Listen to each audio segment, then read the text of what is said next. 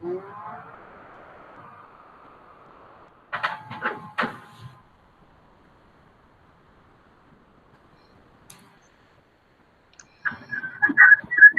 noite a todos. Dá para me escutar? Eu te escuto perfeito. Ai, que bom. Então, boa noite a todos. Eu me chamo Fabiola Ferrer. Vamos começar com a segunda rodada de palestras do evento Interfaces em Arqueologia, Perspectivas e Projeções. O evento é realizado pelo Programa de Pós-Graduação em Arqueologia da UFPI, da disciplina Métodos e Técnicas em Pesquisas em Arqueologia, ministradas pelas professoras Ana Luísa e Aline Freitas. O tema de hoje, então, se intitula Expressões Culturais no Rio Grande do Sul, com a doutora Maria Hélida Glutti. É a professora de Arqueologia da Universidade Federal do Rio Grande, responsável pelo Laboratório de Pré-História PRELA, e desenvolvendo trabalhos com linha em pré-história, tecnologia lítica, contexto dos sítios de sítios pré-estocenos e holocênicos, e etnografia. E, então, dando início, gostaria de passar a palavra para a professora Maria Farias, que vai nos contar um pouco sobre sua trajetória, seus trabalhos, no contexto da região sul. Eu passo a palavra para a professora. Boa noite para todos. Está escutando, Fabiola? Sim. Você me avisa, tá? Bom, boa noite para todos. Eu primeiro gostaria de agradecer às professoras Ana Luísa e Aline Freitas que aceitaram meu convite e a Fabiola, evidentemente, por ter me convidado. Como bem falou Fabiola, por meu sotaque, não, eu venho de Uruguai, eu me formei lá, há já uns quantos anos, e trabalhei como professora uns 15 anos na Universidade do Uruguai. Por questões da vida, depois concursei e estou aqui no Brasil faz uns 11 anos já. Este ano, sim, 11 anos.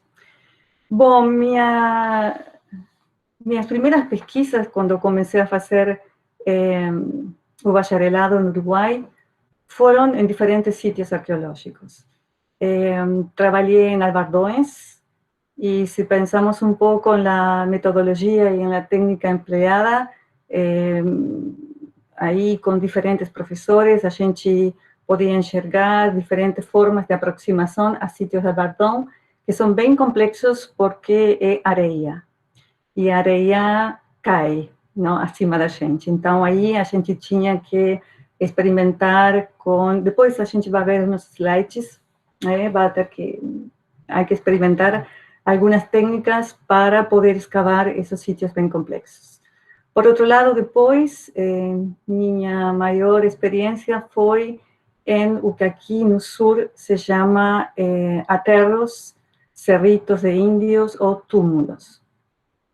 E aí eu comecei a escavar em Rocha, que depois vão observar no mapa, é um departamento que está na fronteira com o sul do Brasil.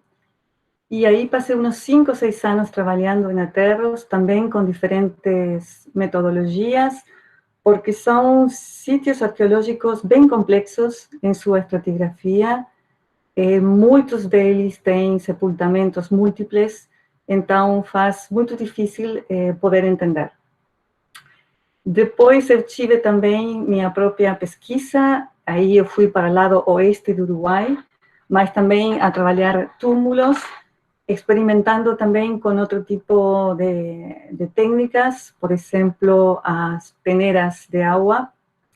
O que eu queria falar antes é que o Uruguai tem 2 sectores bem importantes de túmulos, o oeste do Uruguai e o este. Se bem são os mesmos padrões de assentamento, culturalmente são extremadamente diferentes. Mas, então, quando eu comecei a trabalhar nesses túmulos do oeste, a gente viu que por um sedimento muito duro, muito difícil, a gente estava perdendo muito material arqueológico. Então, aí a gente decidiu fazer toda uma coluna estratigráfica por peneira de água. Isso foi um grande trabalhão, mas aí a gente se abriu a um mundo micro extraordinário e também a gente pôde olhar que tinha pouca representação, alguns elementos, se a gente escavava de uma forma comum, não? Por exemplo, as pequenas lascas de retoque a gente não lograva resgatar, e o mundo vegetal, principalmente lo que aquí se llaman coquitos, que es un fruto que viene de una palmera, que es el butiá, que fue extremadamente utilizado por los grupos antiguos, estaba muy poco representado. Entonces, eu estou falando um pouco isso porque sei que o curso de vocês é tecnologia e metodologia, então todo isto me preparou, me deu certa experiência, não, no campo. Depois, quando eu cheguei aqui no Brasil, no sul, não só a gente compartilha a paisagem com o Uruguai, e também vocês, eu vou falar um pouquinho sobre a paisagem desta região, sino que, além disso, a gente compartilha uma cultura pré-histórica e também compartilha os mesmos padrões de assentamento.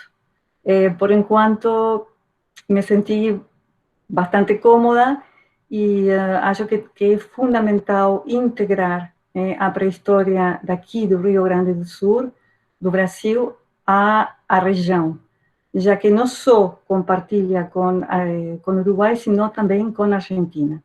Se a gente vai aos congressos regionais e não regionais, quando a gente se encontra com colegas argentinos, uruguaios e paraguaios, perguntam, olha, o que está acontecendo com os aterros lá no sul do Brasil? Então, acho que é fundamental começar a recolocar a pré-história daqui a nível regional. Agora, depois, vou contar um pouquinho o que estou trabalhando aqui no sul, mas, além de trabalhar no sul, eu tenho a possibilidade de trabalhar na missão francesa, nos sítios do Piauí, mas aí eu não vou falar disso agora, eu vou falar daqui do sul. Então, agora sim, vou passar a mostrar para vocês alguns slides para contextualizar e que vocês conheçam um pouco que é a arqueologia daqui do sul. Está escutando, gente? Sim, dá para escutar perfeitamente.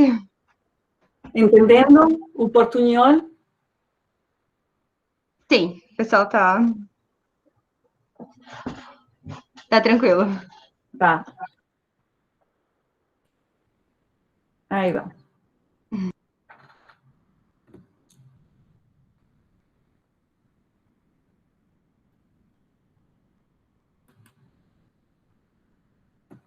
Bom, aqui no mapa, essa região que está marcada em vermelho é a região que a gente está trabalhando. Como vocês podem observar, estamos bem na fronteira com o Uruguai e mais ao norte com a Argentina. É uma área que se caracteriza por ser as chamadas terras baixas, é uma área cheia de lagoas e, evidentemente, muito perto da costa. Essa mesma paisagem continua hacia o sul, em território uruguaio e também uma parte do território argentino. Esta área tem uma biodiversidade que é fabulosa, impressionante, tanto na quantidade de recursos em quanto a peixe, moluscos, aves, mamíferos, que isso também se vê refletido nos sítios arqueológicos. Então, se a gente faz ponte entre a pré-história e o presente, vemos que esses recursos, no longo do tempo, são recorrentes. Aqui é simplesmente uma visão um pouco mais concreta do que é essa área e alguns dos sítios arqueológicos onde a gente está trabalhando. Aqui, bem interessante, é um mapa de 1968, foram os pioneiros, como Nahue, como Mens Ribeiro, que já conheciam, caminhavam toda esta zona. Foi um momento de uma importância grande da pré-história daqui do sul, onde se escavava, onde se sondeava, e boa parte dos materiais que desde essa época até os anos 90 foram coletados, hoje estão no acervo do LEPAN e são com os quais a gente está trabalhando. Todas as pequenas marcas que estão lá, círculos e triângulos, indicam sítios que podem ser tanto concheiros, como aterros e como sítios superficiais. Aqui não vou falar muito sobre o assunto, é simplesmente mostrar um pouco o que é a geomorfologia da área de estudo. Onde estão situados os sítios, em realidade, estão na transição Pleistoceno-Holocênica, principalmente sedimento holocênico, ou seja, os sítios corresponderiam mais ou menos de 8.000 antes de presente hacia aqui, não? Hacia o presente. Bom, aqui no sul e também no Uruguai, temos 3 tipos diferentes de sítios arqueológicos. O que está acima, na esquerda da tela, são os sítios superficiais. Esses sítios são extremadamente abundantes e, em realidade, são um desafio para o arqueólogo, já que são enormes palimpsestos onde a gente encontra material cerâmico, lítico, osso, todo misturado, e que depois eu vou falar sobre a metodologia para trabalhar com estes sítios. São sítios que muitas vezes têm sido relegados, não sei se você está entendendo, não estudados, porque justamente não é fácil sua aproximação. O outro que está abaixo desse sítio superficial, que é mais verde, esses são os famosos aterros. Aterros, cerritos, túmulos, são pequenas elevações que a gente pode observar na paisagem. Nesse caso aqui concreto se observa muito bem, mas há aterros que são muito pequenos, que só fazendo topografia a gente pode saber que estaríamos nos começos da formação de um aterro. E depois, o outro que está à direita da tela, temos aí o que se chamam os concheiros. E vamos a falar um pouquinho, de cada um deles. No caso deste sítio, os nomes dos sítios aqui no sul têm nomes bastante complexos, RSLC73, mas o importante é que é um sítio superficial, que está na área de São José do Norte.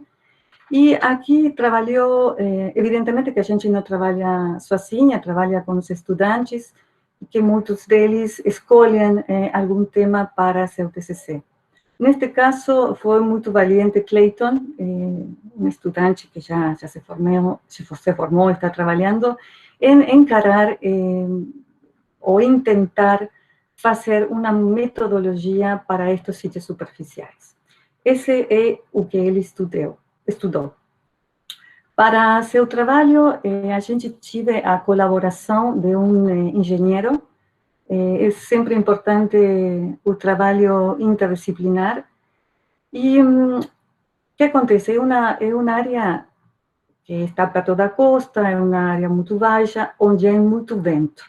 E aqui no sul nós temos 4 estações bem marcadas: outono, inverno, primavera e verão. E nessas 4 estações, os ventos são diferentes, vêm de diferentes lugares. Então, o que fez Clayton foi ir uma vez ou 2 vezes em diferentes estações e medir de onde provém os ventos.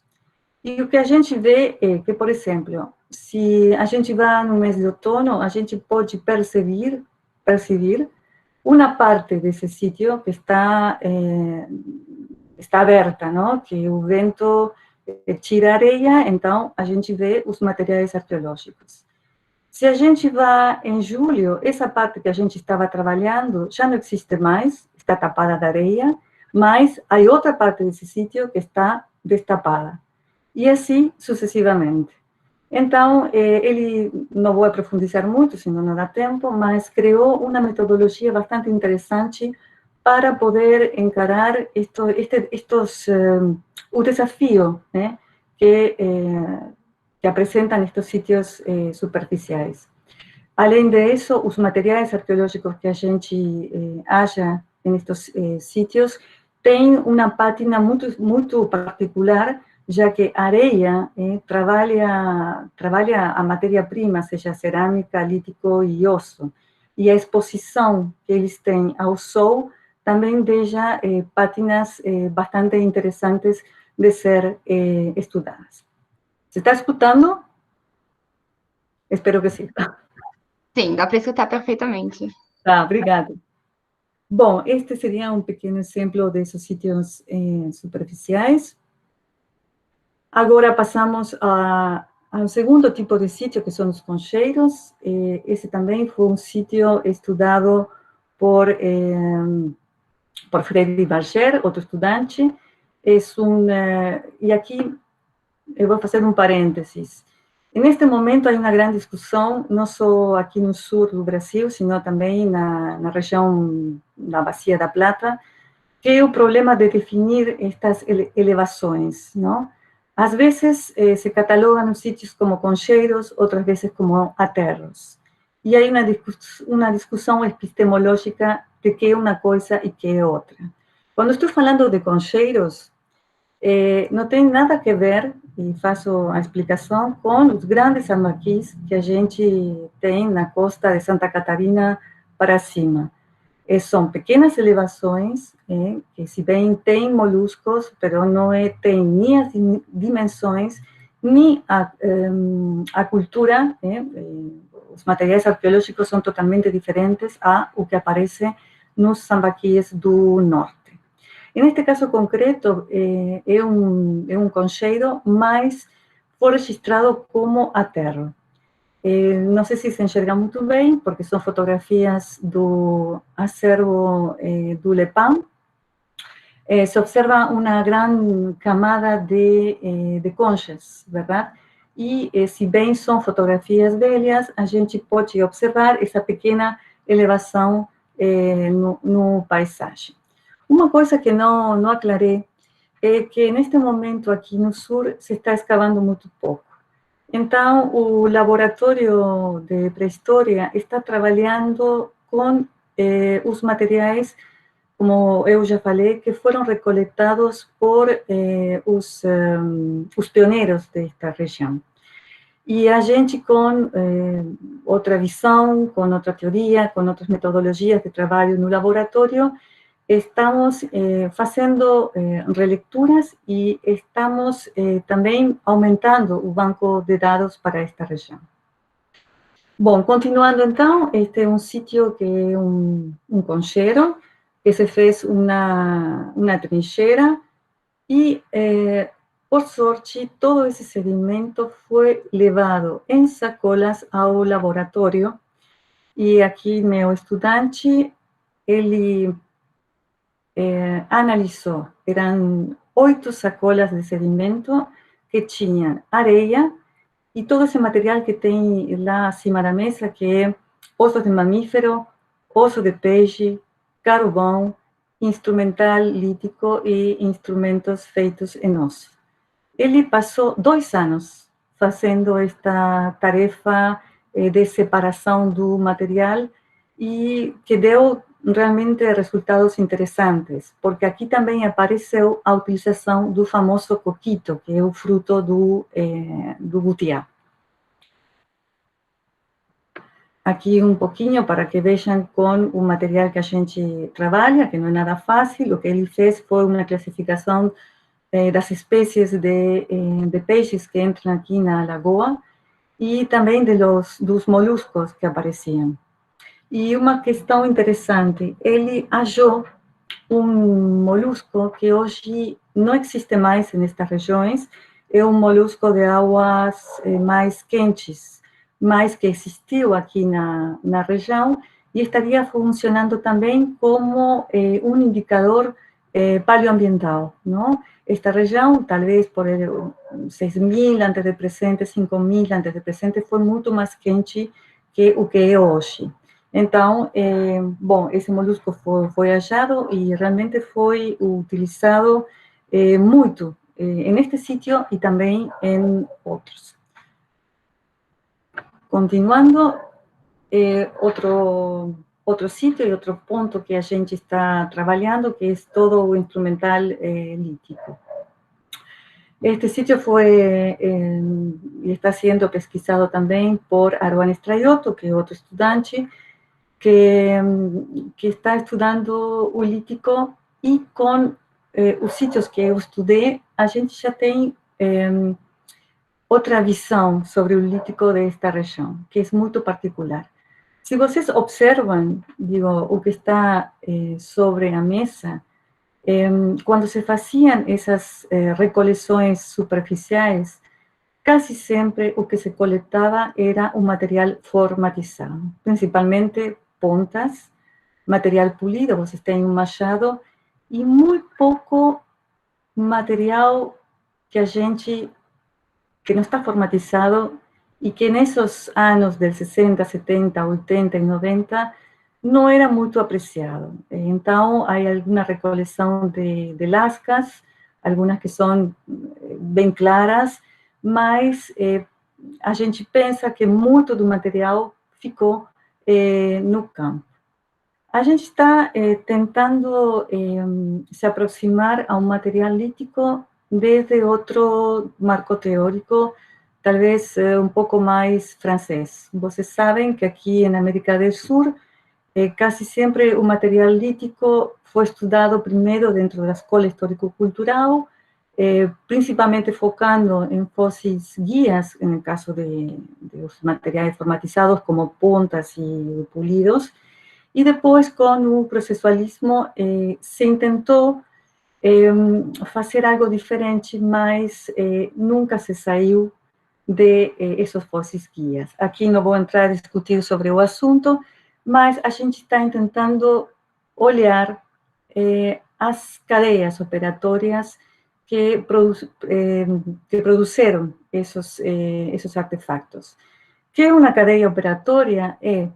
Desde que a gente escolhe a matéria-prima, todos os passos que se fazem até chegar a confeccionar o artefacto e depois, quando esse artefacto é deixado.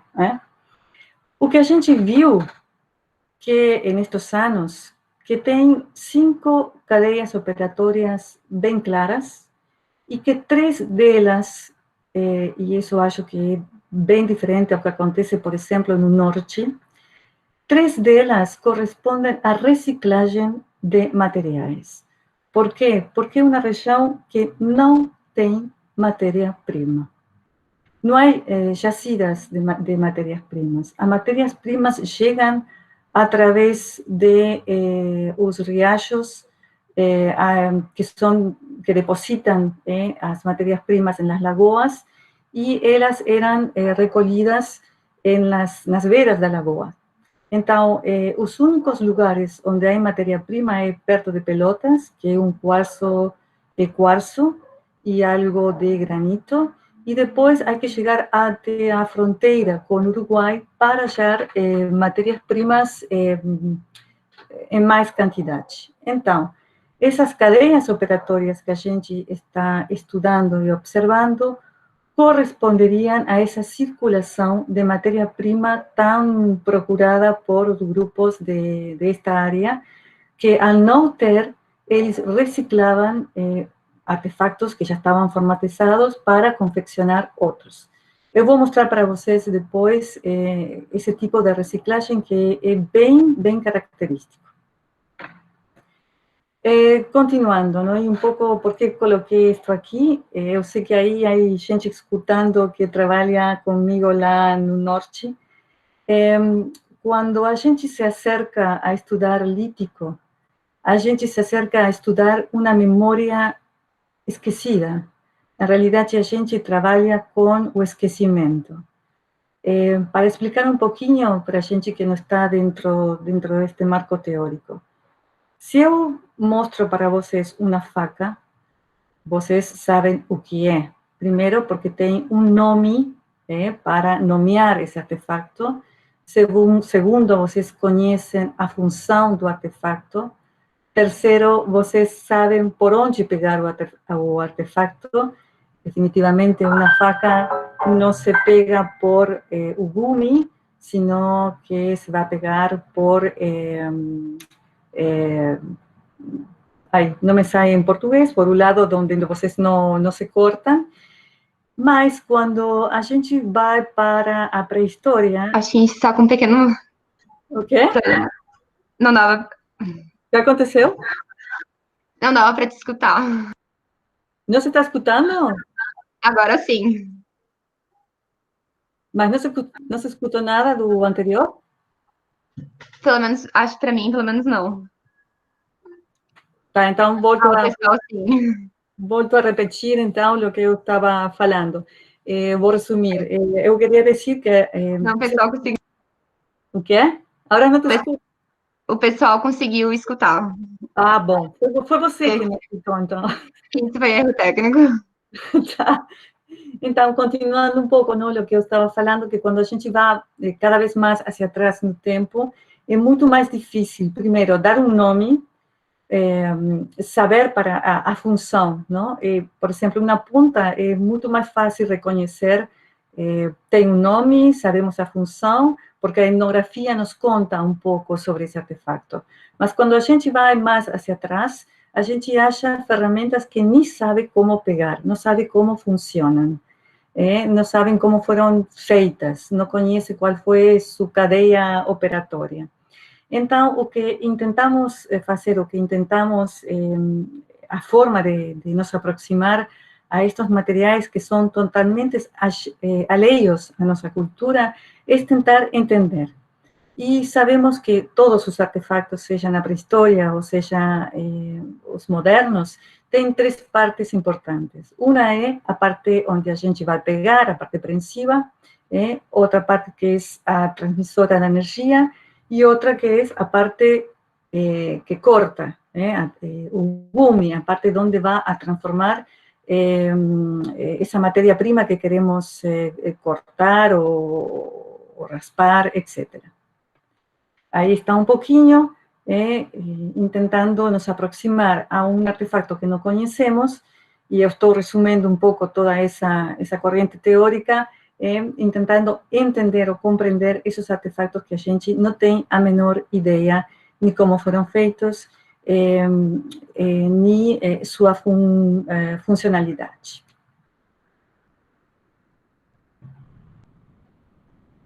Aí um pouco mostrando. Bom, outro sítio arqueológico, agora estamos falando sobre aterros, concretamente em aterros ou cerritos. Eu falei que nos aterros se acham muitos sepultamentos. Como eu falei também, aqui no sul não há muitas escavações, então a amostragem que temos de sepultamentos aqui no sul é muito escasso, e a gente trabalha com os sepultamentos que já foram achados, né?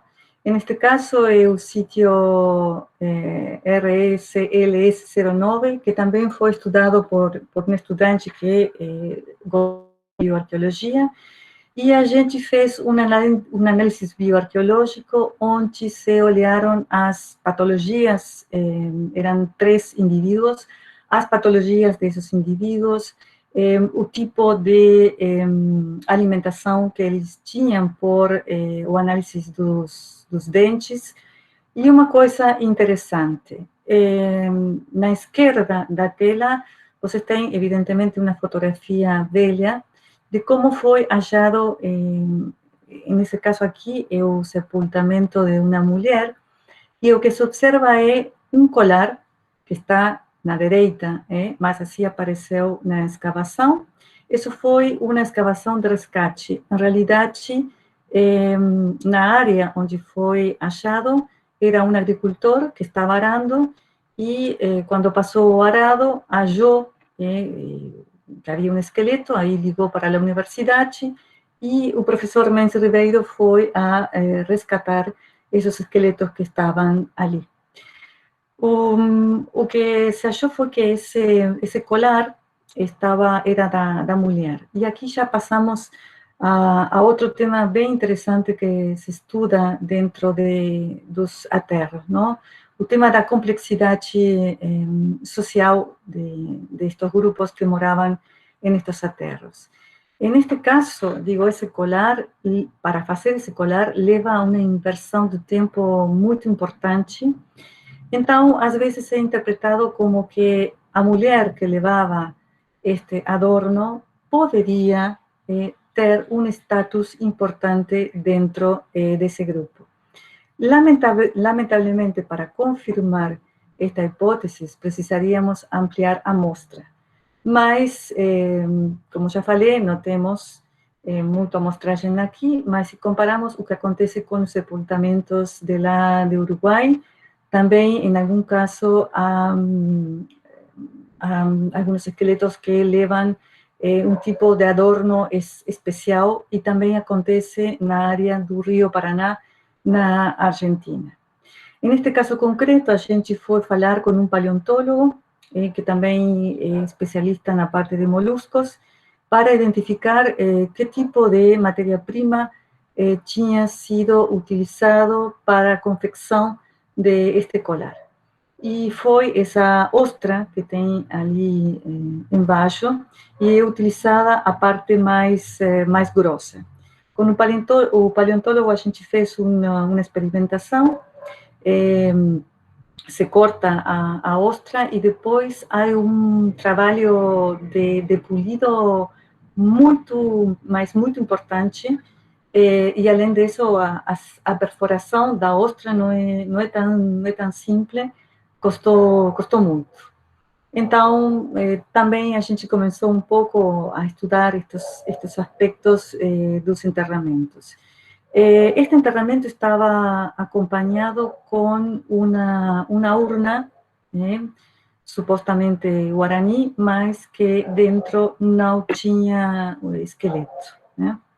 Isso também acontece, esse tipo de diferença de enterramento.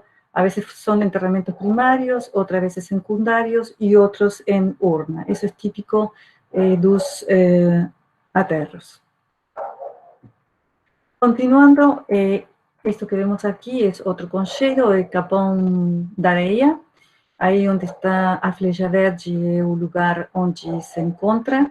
Vocês podem apreciar o que é a paisagem totalmente plana, e aparecem assim essas acumulações de areia e de concha na paisagem. Neste caso, temos também fotografias velhas, um corte estratigráfico desse sítio que foi realizado por Mendes Ribeiro, e também Mendes levou 10 sacolas grandes de sedimento para o laboratório. Esse material nunca foi estudado, então uma das estudantes gostou da ideia de fazer algo relacionado com estudos arco-sedimentar e trabalhou só com dois estratos deste sítio. Na direita está um pouco como aparecia, verdade, os sedimentos nas sacolas. É uma mistura também de areia, osso, concha, carvão. É impressionante. Isto levou o trabalho um ano inteiro. Aqui também foi um trabalho interdisciplinar, se trabalhou com uma bióloga. E o que Natália, que é a estudante que está aí, tentou olhar vou fazer um parênteses. No caso dos concheiros, muitas vezes há uma discussão se esses concheiros são naturais ou foram feitos por o homem. Então, há uma fórmula, uma forma que as conchas se quebram, que não são quebras naturais, sino são quebras artificiais. Se falamos de artificiais, são feitas por o homem. Então, para observar essas quebras, Natália tive que limpar, né, e separar todo aquele material, fazendo peneiras de água no laboratório e também fazendo um tratamento, secando o sedimento.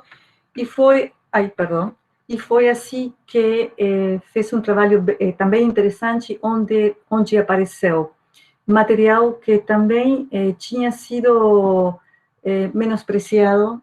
Por exemplo, aparece muito carvão, aparece também coquinho queimado, era um sítio onde não tinha aparecido, e agora ela está trabalhando com fitólitos, ou seja, depois de separar esse sedimento e de preparar o sedimento e deixar o sedimento limpo, agora em seu mestrado está trabalhando com fitólitos para observar se há mais espécies vegetais, verdade, que também foram utilizados nesses concheiros.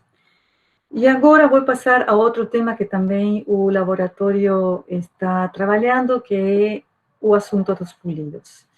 Aqui no sul, e hablo do sul do Brasil, Uruguai e Argentina, o pulido é um mundo, eu diria que é espetacular. E também, fazendo um pouquinho de história, os pulidos sempre foram deixados de lado. A gente, quando trabalhava lá em Uruguai, no museu, você tinha caixas e caixas e caixas de material polido, que simplesmente era classificado por forma, mas não se falava muito deles. Isso, em realidade, aconteceu com os polidos da América toda.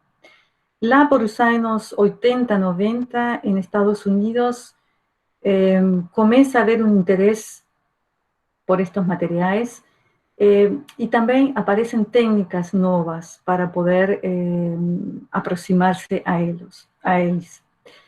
E aqui no sul, na América do Sul, uma das primeiras arqueólogas que se interessou por estes materiais e que é um pouco nossa professora, foi para mim minha professora, foi Pilar Babot, que é uma arqueóloga argentina, que fez seu doutorado com materiais polidos do norte de Argentina e que agora está fazendo uma grande quantidade de cursos e aproximando a muitos arqueólogos interessados a este material.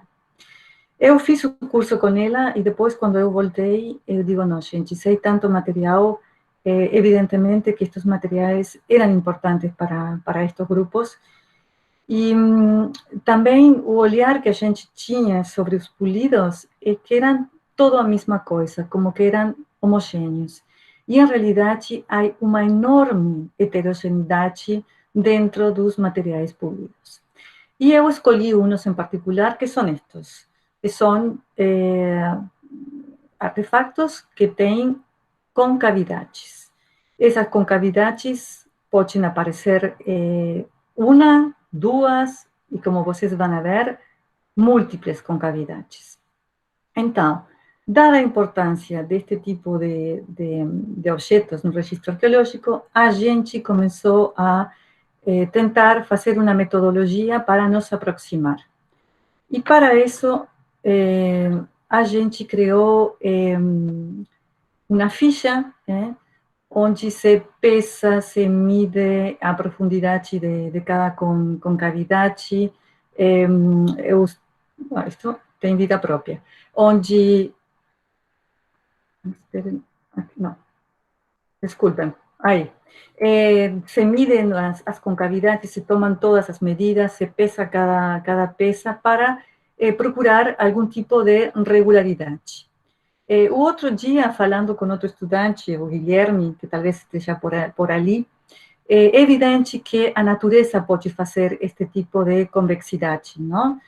Sabemos que se uma pequena pedra fica em outra pedra maior e está perto de uma corrente de água, começa a erosionar. O problema é que en estas pesas arqueológicas, o que achamos é que há uma recorrência de tamanho e de forma, e isso na natureza não faz. A profundidade dessas convexidades são de 3 milímetros. A maior foi de 6 milímetros. E uma coisa que eu não falei, estas peças polidas tan características aparecem como já falei aqui, no sul do Brasil, no Uruguai, e muito poucas na Argentina, ou seja, estão como concentradas em uma região. Na arqueologia clássica, não? Assim, a gente conhecia estes artefactos como rompecocos, que estariam, então, relacionados à quebra do coquinho do fruto do butiá. Mas se a gente observa eles e simplesmente, assim, com o olho e depois com uma lupa, a gente observa que é impossível que se tenha quebrado alguma coisa lá, porque as marcas que deixa o fato de quebrar alguma coisa sobre a rocha é um picoteado. Aqui não há picoteado nenhum, aqui o que há é um polido. E observem neste aqui, se falamos que serviam para romper coquinhos, em essas concavidades que tem, é uma só peça, que tem concavidades por todas partes, e entre concavidade e concavidade a distância é de 1 milímetro. Então, seria impossível quebrar um coquinho nessa peça sem quebrar a concavidade que está de lado. Outra coisa interessante, este é um artefacto, mas há um monte de artefactos que têm concavidades uma do lado de outra, que também fala da falta de matéria-prima na região. O que a gente também, bom, este é outro caso interessante, o que está do lado esquerdo abaixo, é também uma só peça que está trabalhada em todas suas faces. Tem concavidades cilíndricas e depois tem essas concavidades enormes, não? Também está falando de uma falta de matéria-prima na região e o aproveitamento ao máximo das matérias-primas que eles achavam. Uma coisa interessante neste artefato é que a gente começou a olhar como seria o começo da construção dessa pequena concavidade, que começaria com um picoteamento, e depois a gente tem diferentes hipóteses de como poderia ter funcionado. Talvez uma hipótese é que primeiro se começava a picotear, depois se fazia a profundidade e depois se começava a utilizar o artefato. E a outra é que a própria utilização dessa concavidade levava à construção dessa concavidade. Em realidade, é um artefato para fazer outros artefactos. Do lado direito da tela, vocês também aí veem reciclagem. Isso seria um antigo machado, que depois de ser um machado, foi pego e se fez estas concavidades. Insisto na concavidade, ou seja, era um artefato que era sumamente necessário para as populações daqui desta região. Para poder entender melhor essas concavidades ali, a gente começou a fazer um pouquinho de traciologia. A gente não é traciólogo, mas eu fiz alguns cursos. É uma disciplina muito difícil, há que ter muitas horas de voo. Então, a gente está indo muito devagar. E também tive a sorte de um estudante que se interessou sobre o assunto, então não temos microscópio, então a gente tinha a possibilidade de 2 vezes por semana utilizar um microscópio de biologia. E aí a gente começou a fotografiar e a observar estes materiais em tracio. Para a gente que não sabe, a traciologia é uma técnica bem interessante, já que permite observar esses traços ou microtraços que deixa a última utilização desse artefato. Então, o que viu, aqui é um pouco as fotografias micro, o que viu é que, primeiro, impossível que aqui se quebrou alguma coisa, aqui o que se fez realmente é um trabalho de giro, não? Alguma coisa girou dentro dessa concavidade e ainda estamos por verificar que foi. Temos duas possibilidades. Em alguns casos está bem claro que foi madeira e em outros casos parece que foi osso. Por isso falamos que são artefatos feitos para fazer outros artefatos. Mas ainda estamos com o processo de análise. Aqui outras fotografias também, com outros micros, onde se observa esse pulido tão característico que tem estes materiais. E, para finalizar, vou meio rápido, porque assim a gente depois, espero que haja algumas perguntas ou coisas que não ficaram claras. Outra questão aqui no sul, que desde os anos 90 está sendo muito pouco pesquisada, são os petroglifos.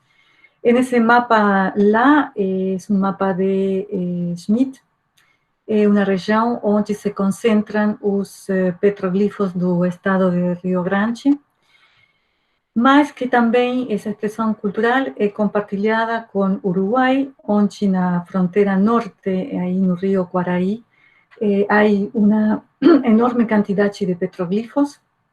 Também a Argentina tem esta mesma expressão cultural. E, por sorte, tive dois estudantes que se interessaram por um pouco começar a estudar, dar outra olhada a estas expressões.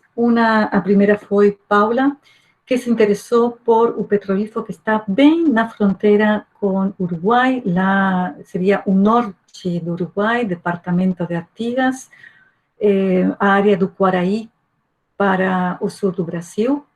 É um petroglifo muito particular, é uma área onde não tem gran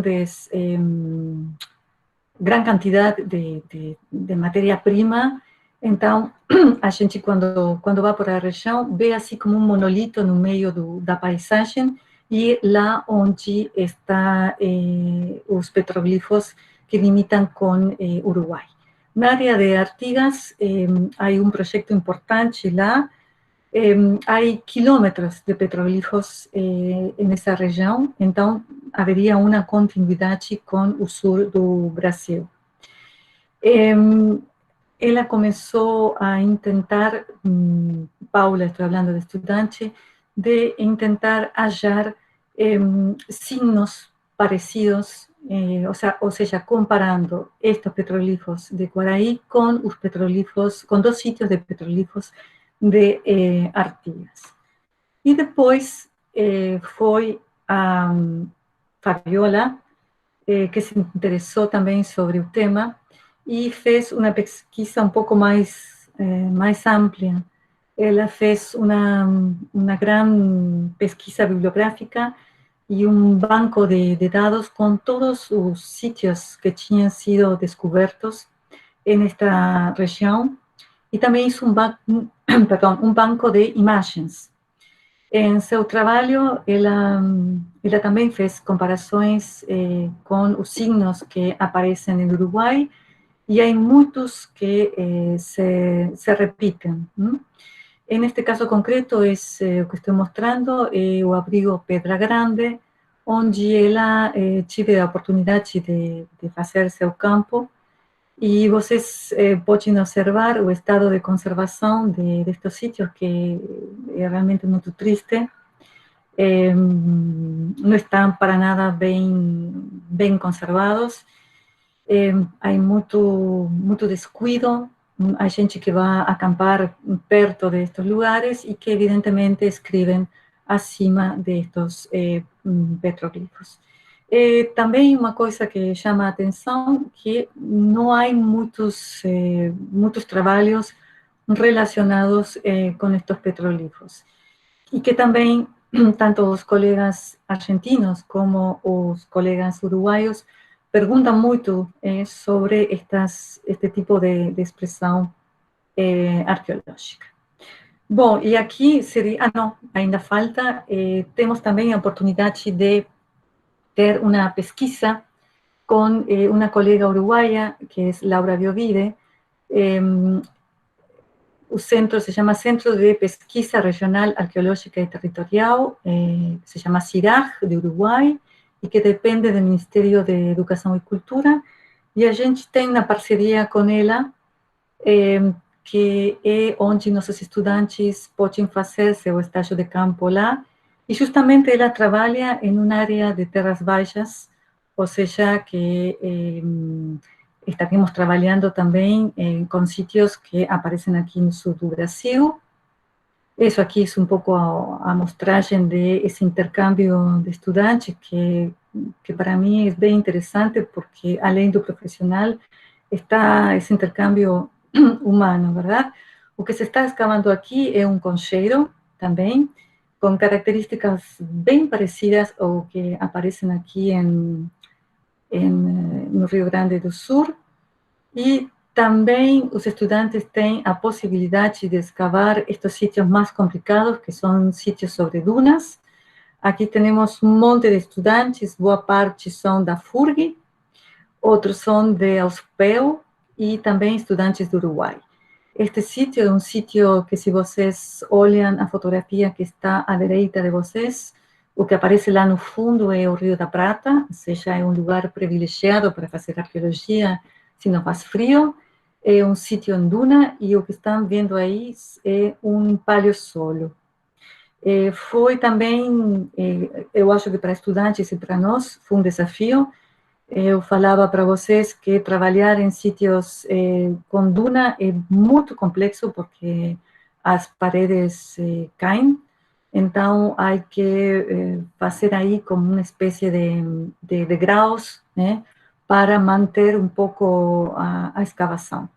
Aqui, neste paleossolo, se achou, é um paleossolo que não tem muita profundidade, uns 45 centímetros, mas aparece cerâmica, material lítico abundante, também, incrivelmente, aparece alguns coquitos queimados, e material em osso, né? Então, acho que esse compartilhar com arqueólogos regionais e experiências regionais ajudam também nos aspectos metodológicos e nas novas tecnologias que podem ser aplicadas aqui no Sul, e também estão um pouco em consonância com o que se está fazendo ao redor nosso. E volto a insistir em colocar a pré-história do sul do Brasil em um contexto regional. E isso aqui foi tudo. Espero que estejam aí ainda. E muito obrigada.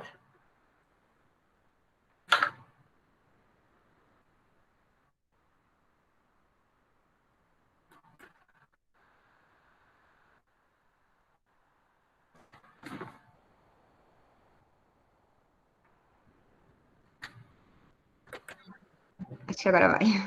Consegue me ouvir? Eu te escuto bem. Não sei se a gente está lá ainda. Ah, estou. Estou agradecendo. Eu gostaria de agradecer a professora e a sua presença e as importantes colocações que você acabou de apresentar na participação do evento.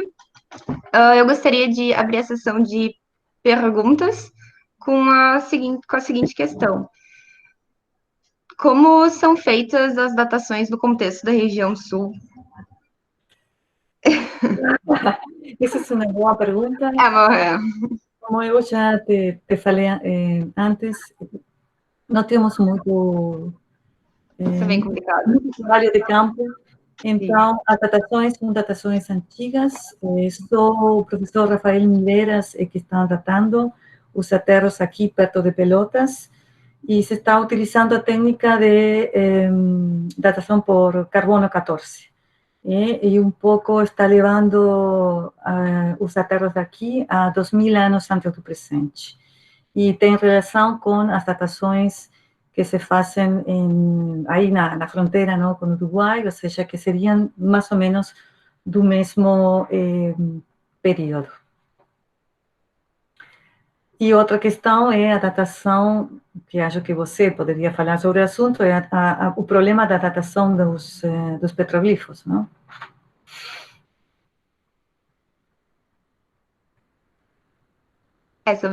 Sobre a questão dos petroglifos é bem complicado, né? Porque geralmente a questão das gravuras, geralmente elas são...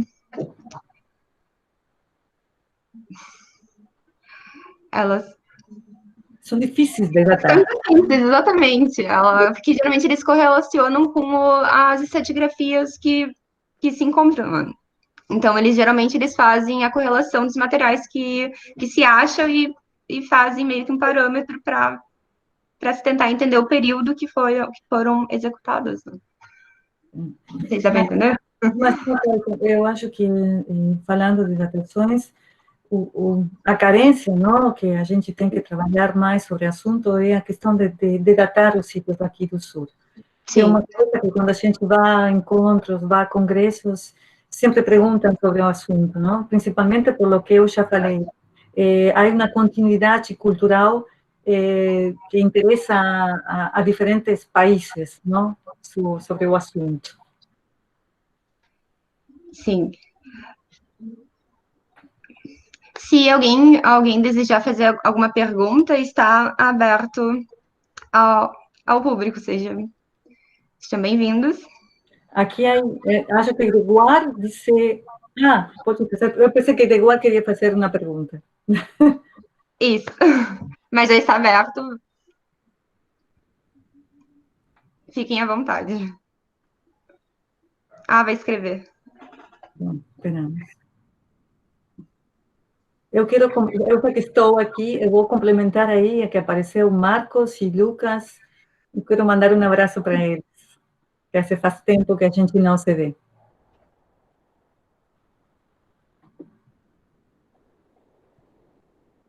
Eu acho que é uma pergunta comprida, né? Um abraço.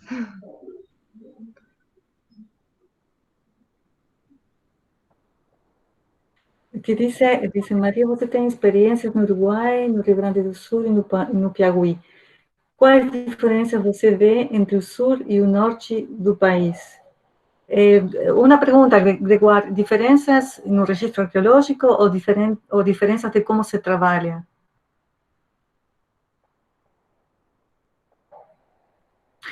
Como se trabalha.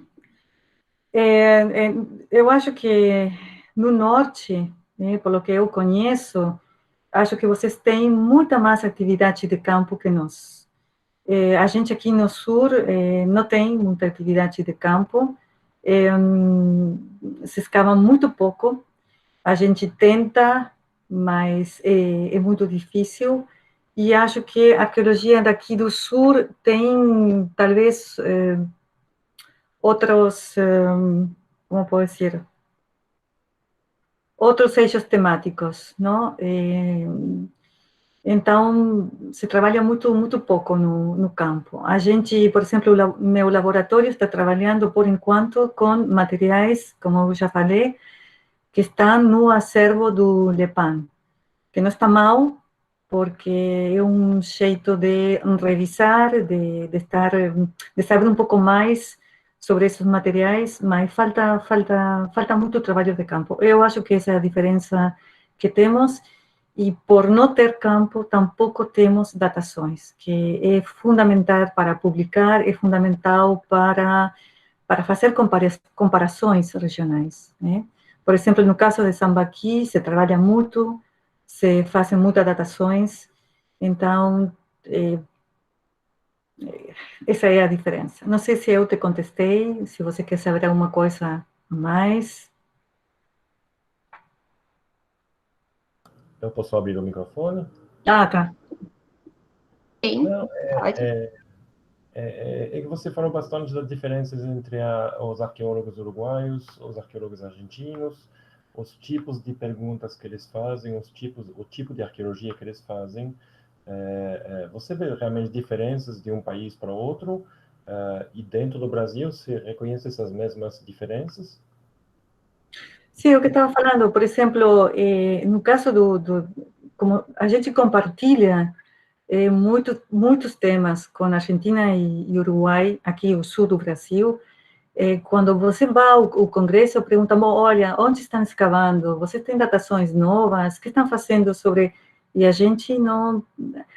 A ver se eu sou mais clara. A pré-história daqui, desta área do sul, não há muita pesquisa. Não há muita pesquisa. Os arqueólogos aqui do sul têm outros objetivos, têm outros objetos de estudo, né?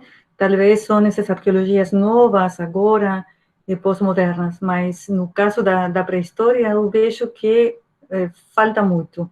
E também dentro do Brasil, eu vejo, eu conheço o norte, não?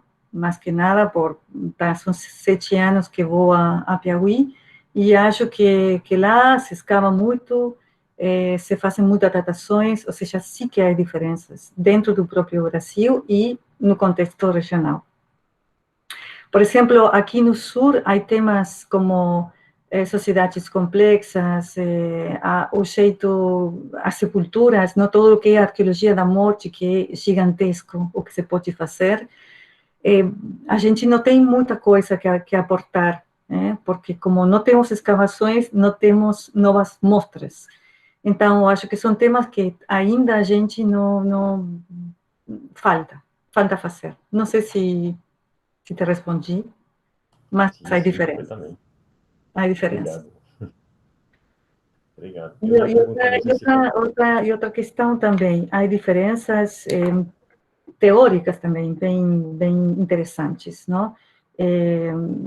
Dentro de cada país, no Uruguai, tem diferenças teóricas e isso se vê nos resultados e também como se encara o campo. No Brasil, também a mesma coisa, há diferenças teóricas.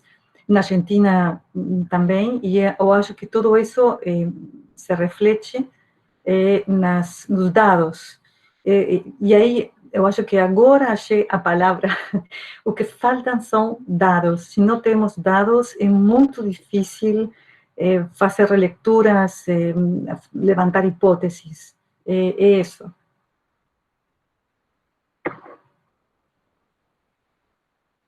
Não sei se respondi. Obrigado. Não, nada. Posso fazer uma outra pergunta, Fabiola? Sim, pode fazer outra pergunta. Fica à vontade. Então, fiquei curioso para você também contar a sua experiência no Piauí. Você já falou que foram 7 anos, e aqui após a graduação da Federal do Piauí. Então, como você vê o Piauí? Como você vê o seu trabalho aqui? Como você chegou aqui? Enfim, conta um pouquinho, por favor. A história. Bom, se você viu que é totalmente diferente o registro arqueológico daqui do sul, sem matéria-prima. O caso do Uruguai, a gente tem mais matéria-prima, mas quando eu cheguei lá ao norte e vi aquele supermercado de matéria-prima, foi realmente impressionante. Não tem nada a ver, para mim foi totalmente novo. Primeiro, eu nunca tinha escavado sítios pleistocênicos, então, para mim foi e é uma experiência totalmente diferente.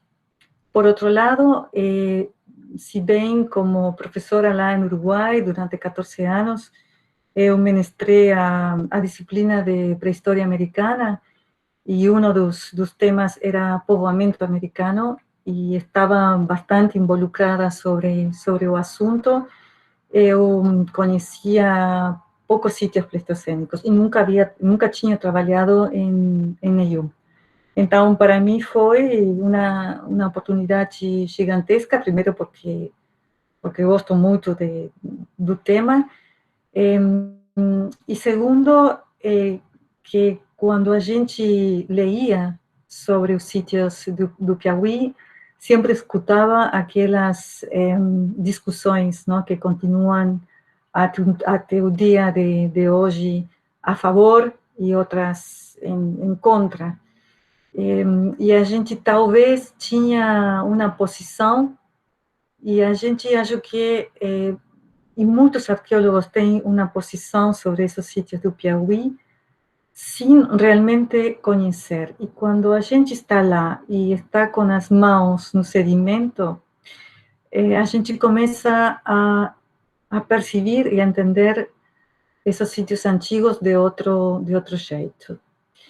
Também nunca tinha trabalhado com esse tipo de material que aparece no Piauí, não? Que também é bastante controversial. Há muita gente ainda que fala que não são feitos por o homem, que são naturais, e toda aquela discussão. E também o fato de encontrar-me com a escola francesa foi também para mim um voltar a aprender, porque minha formação, em realidade, vem do processualismo, né? Argentina e Uruguai, a escola, a partir dos anos 80, é uma visão processual dos materiais líticos. Então, começar a estudar, eu tive que fazer uma reciclagem também, de analisar os materiais líticos desde outra perspectiva, de uma perspectiva totalmente diferente, me fez entender muito melhor, me fez entender realmente o que é a tecnologia. A gente utiliza muito, no caso do processualismo, tecnologia tem outro significado, é simplesmente uma ferramenta de adaptação e nada mais. E no caso da escola francesa é outra coisa diferente. O jeito de olhar, o jeito de ler os materiais, realmente, para mim, foi e continua sendo uma aprendizagem, não? Então, foi uma experiência muito rica, e também de trabalhar primeiro com gente que vem de outras partes do Brasil. Isso também enriquece muito, tanto no profissional como nos aspectos humanos também. Então, o contato com profissionais, com arqueólogos que vêm de outras partes do Brasil, e com profissionais que vêm de Europa, não? Da França, da Espanha, no caso do traciólogo Clemente, não? Que também foi aí. Eu tinha feito aí um curso em Buenos Aires de traciologia, mas o fato de trabalhar lado a lado com a experiência que tem Clemente também foi outro descobrimento, não? Eu acho que a gente nunca deixa de ser um estudante até o final da vida. Então, é uma experiência super importante. Não sei se respondi. Sim, completamente. Fantástico, obrigado. Não, e outra questão também, é muita coisa, não? O fato de como também como tratar as críticas, não? Essas críticas que se fazem muitas vezes, não só nos sítios de Piauí, sino também em aterros, não? Que tem outras dificuldades, em sítios superficiais, de como articular, articular outras metodologias para contestar de outro jeito a essas críticas, não? E no caso do Piauí, por exemplo, a gente aprende também isto da datação por OSL. Digo que aqui no sul não se faz, no Uruguai se começa a fazer agora. Então, volto a insistir, é uma aprendizagem. É isso. Obrigado. Obrigada a você. A gente tem outra pergunta no chat da Sim, Júlia Tossin. de Júlia. E Júlia. Professora, você deu um exemplo de materiais líticos que foram reciclados usando um exemplo de um machado polido. ¿Existen, por acaso, otros materiales líticos reciclados que fueron observados, como, por ejemplo, a reciclaje de lasca o de otros líticos? Sí, sí. Se vio, por ejemplo, não tenho aqui a fotografia, mas, por exemplo, você viu, não sei se Júlia me está escutando, mas você viu aqueles artefatos com essas concavidades? Bom, eles partiram, quebraram esse eixo e utilizaram as concavidades para fazer um gume. O sea, fizeram uma lasca e utilizaram essas concavidades para usar como gume. E, além disso, em uma parte está retocada. Ou seja, há muitos exemplos. Se você está interessada no assunto, depois a gente pode conversar, não? Não sei se respondi, Júlia.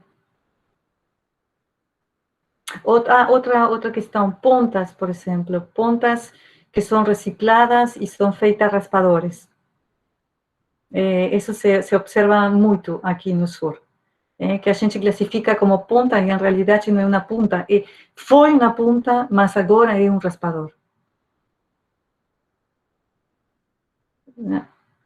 Tá. Vocês podem ligar o microfone. Professora, muito obrigada pela resposta. Eu fiquei bem interessada mesmo na reciclagem dos materiais. E realmente depois eu te mando um e-mail. Eu estou começando agora a pesquisar materiais líticos de um sambaqui em Rondônia. Então, vieram muitas questões na sua apresentação. Muito obrigado. É sempre muito inspirador ver mulheres arqueólogas trabalhando e dá muita força para seguir a carreira. Muito obrigada mesmo.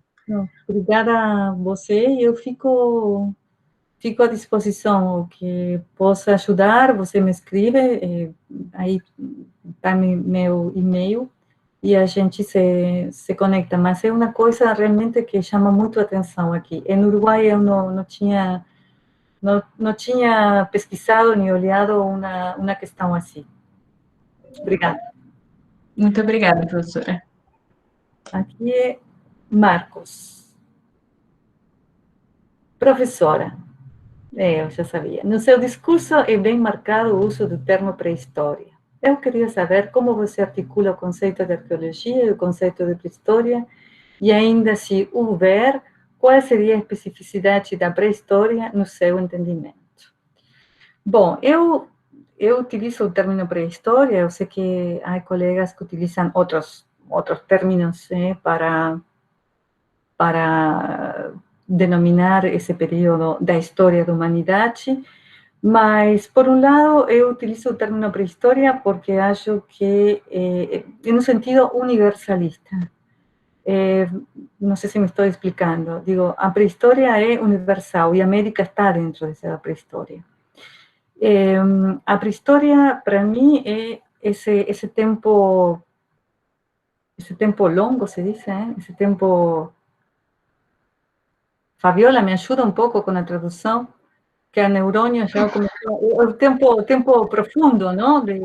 E, além, eu acho que a diferença entre a pré-história e o que se pode chamar arqueologia histórica é simplesmente a diferença metodológica. A gente, na pré-história, como não há escrita, e aqui não estou colocando uma questão de valor, isso que fique claro, é simplesmente que o arqueólogo que faz pré-história nesses tempos onde não há escrita, a única coisa que tem o arqueólogo é a cultura material e muitas vezes a etnografia. Você sabe que não existiu a escrita, mas você sabe que sim há uma história dessas populações que está através dos mitos, sim? E que são bem importantes. Quando eu me formei lá, quando fiz a graduação lá em Uruguai, a gente faz antropologia. Em realidade, eu venho de lá. São 4 anos lá, são 3 anos de antropologia geral, nesse conceito norte-americano, onde a arqueologia está dentro da antropologia.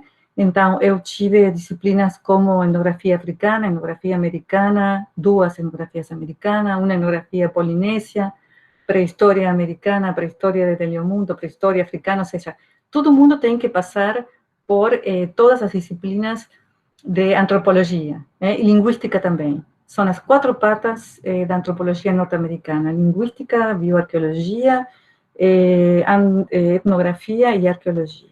E o último ano você faz a especialização em arqueologia. Então, a gente conhece muito bem que, se bem não temos escrita nos grupos lá, nessa profundidade temporal, se sabe muito bem que é uma história que está contada em os mitos. Então, volto para o término pré-história. Para mim, é uma diferença simplesmente de metodologia para diferenciar com o que é arqueologia histórica. Não sei se é por esse lado, Marcos, que você me está perguntando. E se contestei.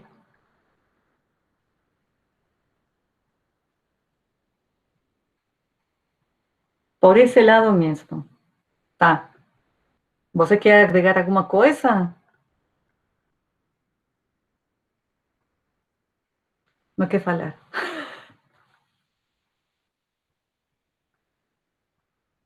Ah, não posso acreditar. Disse que tem vergonha. Bom, tá. Não acredito, Marcos, que você tenha vergonha. Bom, um pouco isso. Não sei se há alguma pergunta relacionada a essa questão de pré-história. Eu sei que, insisto, eu respeito muito a gente que utiliza sociedades pré-coloniais, sociedades pré-capitalistas, mas eu gosto desse término porque acho que é muito mais universal, não? Acho que une a humanidade nesse período que a gente não tem memória.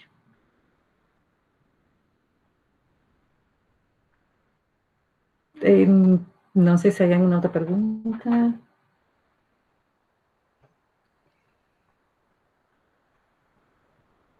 Tem.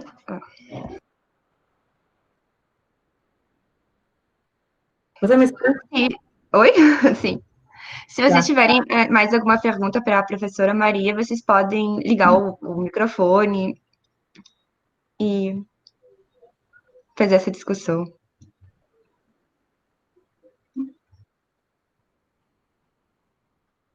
Acho que já Eu acho que é. não tem mais. Sim. Bom, aí alguém que está falando. Sim, sou eu aqui, o Daniel. Daniel. Então, é porque eu vi mais uma reflexão que eu comecei a ter, né, sobre... A senhora falou que a gente trabalha com memórias esquecidas, né? E memórias esquecidas em relação a esses artefatos líticos e tal, né? Então, a gente não sabe realmente como eles foram produzidos, a gente não tem uma certeza absoluta. A gente vai estudando e criando novos conhecimentos acerca disso, criando novas memórias. É dentro dessas novas memórias, quando a gente tira de um contexto arqueológico e traz para um contexto sistêmico desses materiais, se formula outras memórias, ou seja, a gente vai dando nomes, por exemplo, quando a senhora citou o exemplo da faca, a gente tem uma memória mais próxima do que isso seria. Então, a gente, quando faz essa pesquisa arqueológica, a gente está dando novas memórias, e quando eu olho para um artefato lítico, eu já sei nomeá-lo, eu entendo mais ou menos uma nova função para eles, por causa das nossas pesquisas que a gente vai desenvolvendo ao longo dos anos. Então, como é que vocês refletem sobre isso? Sobre o esquecimento, trabalhar com um material que não se tem uma memória real deles, né? Mas a gente cria novas memórias acerca dele. Como é visto, vocês têm essa reflexão sobre isso? Olha, obrigada pela pergunta. Quando eu entrei na universidade, e a primeira vez que eu veia uma coleção arqueológica lítica, eu queria saber tudo daquilo, não? E eu tive um professor muito querido, que já não está, e me falou: Maria, calma a ansiedade, se você vai fazer pré-história, saiba muito bem que você só vai a reconstruir uma pequena parte de uma coisa gigantesca. Está entendendo? Você vai a começar a preencher pequenos capítulos, mini capítulos, pequenas linhas dentro de capítulos de um livro gigantesco. Então, não sei se entendi bem a pergunta. Quando você está... Primeiro, a gente nem sabe, nem nunca vai saber como se chamou aquele artefato. Está entendendo? E isso, eu sou consciente que quando eu falo de uma ponta, por exemplo, a ponta, a palavra ponta é uma palavra nossa. Mas como chamavam essa ponta faz 5.000 anos atrás? Não sei. Não sei se vai por aí o assunto. A gente tem que construir, talvez, uma linguagem para poder se comunicar com outro pesquisador que talvez tenha a mesma forma de ferramenta, com a mesma funcionalidade. Mas eu sou consciente que eu estou tentando me aproximar a memórias esquecidas. Não quer dizer que eu tenha a verdade. Não sei se estou sendo clara com o assunto. A senhora está sendo clara. Eu gosto... Não, fala. Mas sobre essa reflexão de como atualmente, né, quando a gente traz de volta a um contexto sistêmico esses materiais, em uma perspectiva totalmente nova, né, totalmente dentro da pesquisa arqueológica, a gente começa a criar novas memórias acerca desse material, porque a gente, com esse contato, é mais uma visão antropológica, eu acredito, de como nossa sociedade atualmente já tem uma nova visão sobre esses materiais, a partir dessa criação de uma nova memória acerca deles. Então, é mais esse pensamento, não sei. Mas quando eu falo de que a gente trabalha com memórias esquecidas, eu não sei se a gente está criando memória. Eu não sou tão ambiciosa. Eu acho que a gente o que faz é tentar de se aproximar, só a entender o que a gente está olhando, aquele artefato que é totalmente alheio a nós. E eu faço outra reflexão, já é quase ciência ficção. Imagine uma pessoa que chega de outro planeta e pega aqui isso, não sei, isso aqui. Ele não vai saber nem como se chama, nem que função tinha, vai ter que colocar um nome para poder entender e para poder dialogar com outras pessoas que estejam estudando a mesma questão.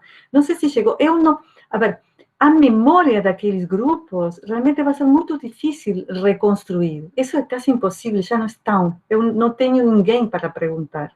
Então, eu te digo, não sou tão ambiciosa, eu intento, no caso do lítico, intento entender aquele artefato, intento saber qual foi sua tecnologia, para que funcionou. E, evidentemente, que vai ser sempre mais que interpretação, eu gosto de falar de levantar hipóteses de trabalho, não? Isto poderia ser tal coisa por isso e isso, ou poderia ser tal outra. É muito difícil chegar a uma memória absoluta. Não sei se me estou, Daniel, explicando. Sim, a senhora está assim. Eu estou entendendo aí, e é legal, assim, esse tipo de reflexões dentro da arqueologia é super importante. E eu fico muito agradecido. Não, te agradeço a pergunta também, né? Porque sempre a gente vai ter os olhos de hoje, não? E a linguagem de hoje. Imagina se é complicado. Eu acho que nós temos uma tarefa muito complicada. E acho que isso é o que faz a pré-história fascinante, não? Se aproximar a grupos humanos que a gente não sabe nada. É fascinante mesmo. Bom, não sei se há outra... Fabiola? É que tem... mais alguma pergunta? Acho que...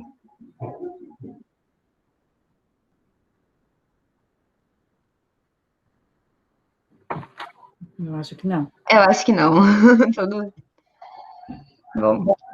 Eu, de novo, eu quero novamente agradecer às professoras, a Ana Luísa e a Aline, a você, Fabiola, por o convite, a gente que participou, muito obrigada mesmo. Obrigada pelas perguntas e espero que... eu sei que me portunhol a vezes é complicado, mas espero que vocês tenham entendido. E se alguém quer entrar em contato, por exemplo, com o caso de Júlia, que está interessada nas questões de político ou outras perguntas que vocês tenham, eu fico aí à disposição, tá? E obrigada. Obrigada pela sua presença. Né? Professora, eu posso falar também, interromper também? Eu já ia chegar nessa parte. Eu já ia pronunciar. Isso, professora. Mas fica à vontade, professora.